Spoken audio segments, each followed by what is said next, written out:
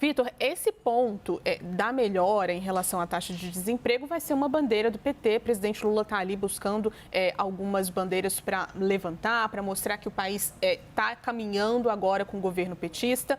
Mas tem essa questão dos juros e aí vem todos os ataques à figura, né, especificamente de Campos Neto. Como equilibrar essas bandeiras? Essa questão do desemprego em baixa, Ju, ela tem uma correlação direta com a questão dos juros.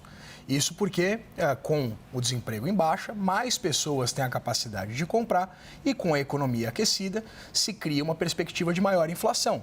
Com essa perspectiva de maior inflação, exatamente porque o poder de compra ele está em alta, os juros têm que estar um pouco mais altos. Essa é a conta básica que faz o Banco Central nesse momento. O presidente Lula, toda vez que ele fala, né, critica a autarquia monetária, ele percebe, é evidente que o dólar dispara, por exemplo. Hoje o dólar chegou a 5,58. Então, né, fechou o dia em 5,58. E isso impacta exatamente os mais pobres, porque não talvez num primeiro momento, mas a médio e longo prazo, isso impacta exatamente a inflação.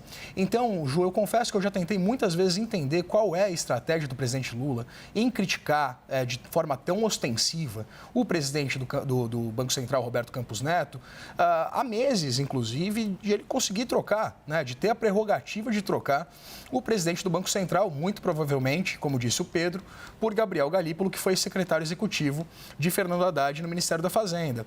O que me parece, Ju, é que o presidente tem uma dificuldade de entender que agora o Banco Central é independente, né, que ele não tem essa prerrogativa de indicar desde um primeiro momento e que o Banco Central é um órgão completamente apartado do governo, como, por exemplo, Lula criticou novamente a Vale, né? A gente sabe que ele tentou emplacar o seu ex-ministro da Fazenda, Guido Mantega, como presidente da Vale. Também, depois que deu errado, Guido Mantega tentou emplacar Paulo Caffarelli numa empresa privada.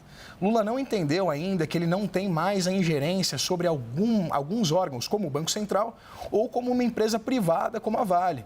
Então, de verdade, eu não consigo entender do ponto de vista prático qual é o interesse de Lula em fazer críticas tão ostensivas e repetidas contra o presidente do Banco Central, Roberto Campos Neto, porque isso só causa instabilidade no mercado e acaba atingindo exatamente aqueles que Lula diz proteger e diz governar para, que são os mais pobres. Exatamente com taxas de juros futuros mais elevadas, porque causa uma instabilidade no mercado, e também essa disparada recente do câmbio.